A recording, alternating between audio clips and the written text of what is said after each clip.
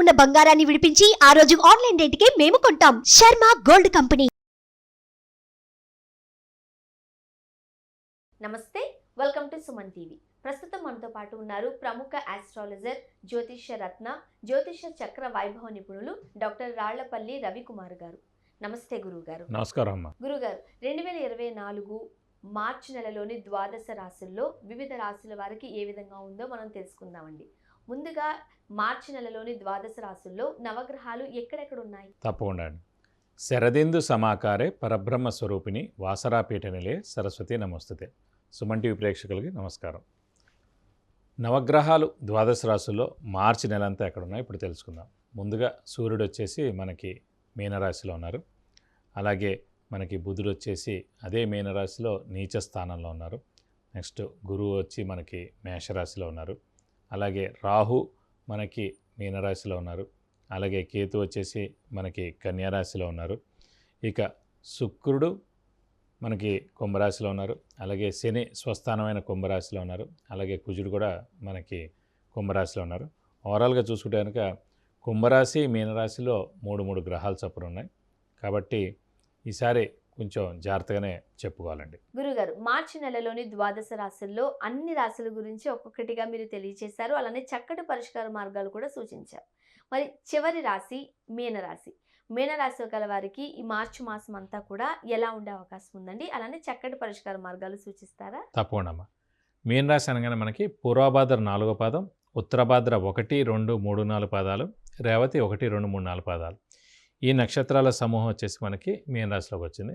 So మీనరాశి వారు ప్రస్తుతం మటుకు దేవుడి వల్ల గురుబలం పరిపూర్ణంగా ఉంది ఈ మాసం అంతా.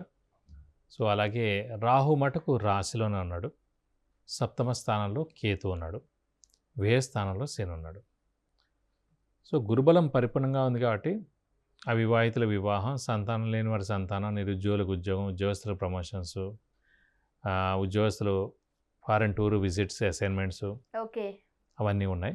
కానీ వ్యయ స్థానంలో శని ఉండడం చేత డబ్బు ఖర్చు ఎక్కువగా ఉండడం, నిద్ర పట్టకపోవడం, వృధా ఖర్చు, వృధా ప్రయాస, ట్రావెలింగ్ చేయడం, చిన్న అనారోగ్యాలు కలగజేయడం అది జరుగుతుంది. కాస్త ఇబ్బందికరమైన పరిస్థితులు ఈ మాసం అంతా ఎదుర్కోవాల్సి ఉంటుందేమో. ఎందుకంటే రాహు కూడా రాశిలో ఉన్నాడు కదండి, సేమ్ కన్యా రాశి లాగా. సో రాహు కూడా రాశిలో ఉన్నాడు. స్ట్రెస్, స్ట్రెయిన్, మానసిక ఆందోళన ఇవన్నీ కలగజేయడం. సప్తమ స్థానంలో కేతు ఉన్నాడు. సో అది కూడా విపరీతమైన స్ట్రెస్, ఇమీడియట్ బాస్తో ప్రాబ్లం, కొలీగ్స్తో చిన్న ప్రాబ్లం, దెబ్బలాట్లు, అలాగే భార్యాభర్తల మధ్యన అన్యోన్యత లోపించడం, ఇవన్నీ కూడా జరిగేందుకు అవకాశాలు ఎక్కువగా అన్నమాట. కాబట్టి ముఖ్యంగా మనకి శని బలం లేదు, రాహుబలం లేదు, కేతు బలం లేదు. ముఖ్యంగా ఈ 3 బలాలు లేకపోవడంతో అనవసరమైన మామూలుగానే మీనరాశి వాళ్ళు చాలా సాఫ్ట్గా ఉంటారు. సాఫ్ట్, నిదానం, కూల్గా ఉంటారు. సో అలాంటి వాళ్ళకి 100% స్ట్రెస్ అనేది యాడ్ అయిపోయింది ఇప్పుడు. సో ఆ స్ట్రెస్ని ఎక్కువగా తీసుకోలేని వాళ్ళు కొంచెం అనారోగ్యం పాలయ్యేందుకు అవకాశాలు ఉన్నాయి. ప్లస్ మనసులో ఉన్నది ఏది కూడా వాళ్ళు బయటికి చెప్పరు. సో అలాగే వాళ్ళు మదన పడుతూ ఉంటారు, బాధపడుతూ ఉంటారు. దాంతో కూడా ఇంకో అనారోగ్య అవకాశాలు ఎక్కువగా ఉన్నాయి. ప్లస్ వెయిట్ తగ్గిపోవడం, వెయిట్ లాస్, లేకపోతే అంటే ఆరోగ్యం మీద కూడా దాని ఎక్కువగా ప్రభావం ఉంటుంది. ఎందుకంటే వీళ్ళు ఎవరితో పంచుకోరు, ఎవరికి ఏం చెప్పరు. ఏదైనా ఎవరైనా తిట్టినా కూడా పోన్లే వాళ్ళ మానాన్ని వాళ్ళే పోతారని ఎన్నైనా సరే వాళ్ళు తీసుకుంటారు. కానీ వాళ్ళు అవతల వాళ్ళకి ఎక్స్ప్రెస్ చేయరు, లేదా చెప్పరు, తిట్టరు అవతల వాళ్ళని. సో అవన్నీ కూడా ఇంపాక్ట్ ఎక్కువైపోతుంది. ఇప్పుడు ఏలినాటి ఇంపాక్ట్, ఆ ఇంపాక్ట్ అన్ని ఇంపాక్ట్లు ఎక్కువైపోతాయి అన్నమాట. సో ప్రస్తుతం ఒక గురుబలం చేత ఇవంతా నడుస్తుందండి. మళ్ళీ ఏప్రిల్ వచ్చిందంటే గురుబలం కూడా తక్కువగా ఉంటుంది. కాబట్టి మీరు ధైర్యంగా ఉండండి. ఏదైనా సరే ఓపెన్ అప్ అవ్వండి. ఏదైనా సరే బయట ఏమైనా అనాలన్నా కూడా అనేసేయండి. ఏది దాచుకోకండి, ఎక్కువగా బాధపడకండి. ఎవరినైనా నొప్పిస్తున్నారని మటుకు మీరు ఫీల్ అవ్వకండి. ఎవరైనా కూడా వాళ్ళకి డైరెక్ట్గా చెప్తే ఉత్తమం ప్రస్తుతానికి. అయితే కాస్త ఆరోగ్యపరంగా ఇబ్బందికరమైన పరిస్థితులే చూస్తూ ఉన్నాం. మరి ఆర్థికంగా ఎలా ఉండే అవకాశం? ఆర్థికంగా అయితే కాస్త పర్వాలేదండి. గురువు అనేవాడు చాలా బాగున్నాడు కాబట్టి, గురుబలం ప్రస్తుతం బాగుంది కాబట్టి ఏప్రిల్ 22వ తారీఖు దాకా మటుకు ఆర్థికంగా అత్యుత్తమంగా ఉందని చెప్పుకోవచ్చు.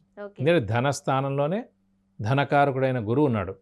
సో 100% మనకి ధనానికి ఏ ఇబ్బంది ఉండదు. అండ్ ఉద్యోగస్తులకు ఎలా ఉంటుంది? స్థానచలనం కావచ్చు. ఉద్యోగస్తులకు కూడా స్థానచలనం తప్పదు. ఎందుకంటే 12వ స్థానంలో శని ఉండడం చేత, ఏలినాటి శని స్టార్ట్ అవ్వడం చేత ఖచ్చితంగా ఇల్లు మార్పు కానీ, ఉద్యోగ మార్పు కానీ, ట్రాన్స్ఫర్ అవ్వడం కానీ, అంటే వేరే ఊళ్ళో ఉద్యోగం చేయడం కానీ, సో ఖచ్చితంగా ఉండేందుకు అవకాశాలు ఎక్కువగా ఉన్నాయి.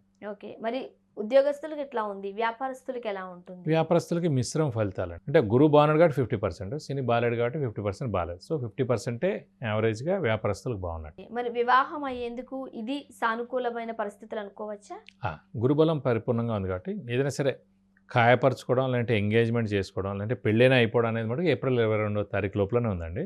సో అది దాటితే కనుక మెల్లిగా అంటే టైం పడుతుంది, మళ్ళీ ఇంకొక ఏడాది పడుతుంది మాట.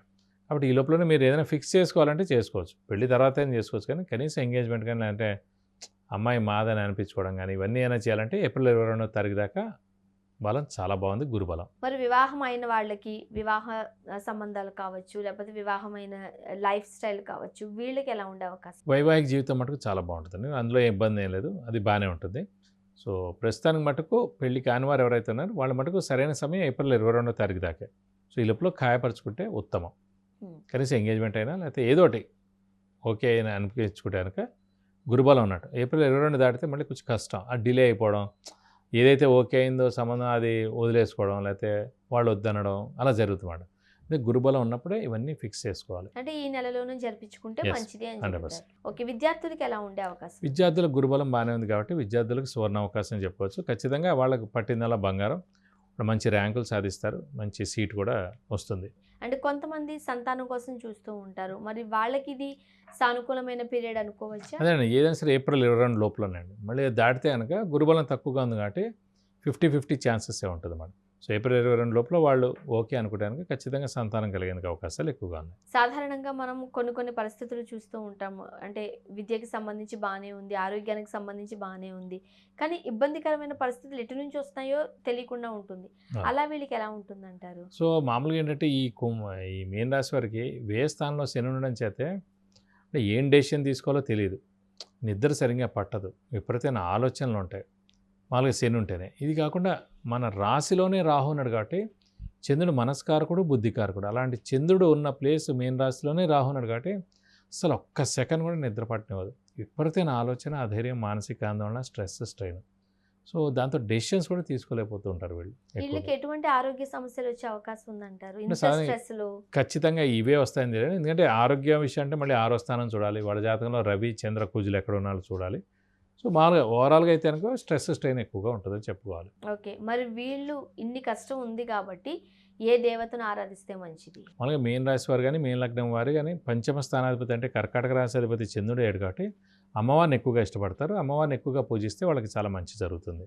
ప్రస్తుతం ఈ టైంలో మటుకు వీళ్ళ పరిహారాల విషయం మటుకు ముఖ్యంగా ఇంకా శని అనేవాడినే తీసుకోవాలి కాబట్టి ఏలినాడు శని. ప్రతి శనివారం ఉపవాసం ఉండడం, వీలైతే ఒక శనివారం రోజు రక్తదానం చేయడం, అలా వీలైతే కనుక ఆంజనేయ స్వామి, వెంకటేశ్వర స్వామిని ఎక్కువగా పూజిస్తే కనుక మీకు అన్ని విధాలా మంచి చేకూరుతుంది. ముఖ్యంగా కొంతమంది ఎంత కష్టాలు ఇబ్బందులు పడుతున్నప్పుడు ఒక క్షేత్ర దర్శనం చేసుకుంటే మంచిది, అంటే ఈ దేవుని దర్శించుకుని వస్తే మంచిది అని అనుకుంటూ ఉంటారు కదా, ఎటువంటి క్షేత్రాన్ని దర్శించుకుంటే మంచిది? అంటే ఫర్ ఎగ్జాంపుల్ ఇప్పుడు మరి ఈ ఏలినాడు శని ప్రభావం ఎక్కువగా ఉంది కాబట్టి వెంకటేశ్వర స్వామి, ఆంజనేయ స్వామిని ఎక్కువగా ఆరాధిస్తే మంచిది కాబట్టి వీలైతే తిరుపతి వెళ్తే కనుక తప్పకుండా తిరుపతి అవ్వచ్చు, లేదంటే చిన్న తిరుపతి అవ్వచ్చు, వెంకటేశ్వర స్వామి టెంపుల్. కనీసం ఆర్థికంగా బాగున్న వాళ్ళు అంత పెద్ద టెంపుల్స్కి వెళ్ళచ్చు. ఆర్థికంగా అంత బాగాలేని వాళ్ళు మన ఇంటి దగ్గర ఏమైతే వెంకటేశ్వర స్వామి టెంపుల్ అంటే ఆంజనేయ స్వామి టెంపుల్ ఉందో అక్కడికి వెళ్ళి ప్రదక్షిణాలు చేయడం, అర్చన చేయడం, అభిషేకం చేయించడం అన్నీ చేస్తే మన పేరు గోత్రనామాలతోటి ఎలాంటి దోషమైనా మనకి తొలగిపోతుంది. అండ్ మీరు చాలా సందర్భాల్లో పరిష్కార మార్గాలు కూడా సూచిస్తూ ఉంటారు, అంటే ఈ రోజు ఇది చేస్తే మంచిది, అది చేస్తే మంచిది అని. అటువంటి పరిష్కార మార్గాలు ఏమైనా ఉన్నాయా? మరి వీళ్ళకి మటుకు ఖచ్చితంగా చెప్పాను, ఇంకా ఏలినాడు శని ఉధృతి చాలా ఉంది కాబట్టి, చాలా ఏళ్ళు ఉంది కాబట్టి ప్రతి శనివారం వీళ్ళు ఫిక్స్డ్గా శనివారం రోజు ఉపవాసం పెట్టుకోవడం, వీళ్ళతో ఒక శనివారం రోజు రక్తదానం చేయడం, ప్రతి ఏడాది 2-3 ఏళ్ళకి. అలాగే ఆంజనేయ స్వామి, మళ్ళీ వెంకటేశ్వర స్వామిని ఎక్కువగా ఆరాధించడం, ఇవి చేస్తే సరిపోతుంది. మార్చి నెలలోని ద్వాదశ రాశుల్లో చివరి రాశి అయిన మీనరాశి గురించి, అంటే మీనరాశి గల వారికి ఎలా ఉంటుంది, అలానే చక్కటి పరిష్కార మార్గాలు సూచించారు. ధన్యవాదాలు. నమస్కారం. సుమన్ టీవీ ప్రేక్షకులకు విద్య గురించి కానీ, ఉద్యోగానికి సంబంధించి కానీ, వివాహానికి సంబంధించి కానీ, కుటుంబ సమస్యలకు సంబంధించి కానీ, వ్యాపారానికి సంబంధించి కానీ, ఇతరత్ర ఎటువంటి సమస్యలు ఉన్నప్పటికీ మీకు కింద స్క్రోల్ అయిన నంబర్కి కాల్ చేయవచ్చు, లేదా వాట్సాప్ కూడా చేసి గురువుగారి అపాయింట్మెంట్ తీసుకుని గురువుగారితో మీరు నేరుగా మాట్లాడి చక్కటి పరిష్కార మార్గాలు పొందగలరు. ధన్యవాదాలు.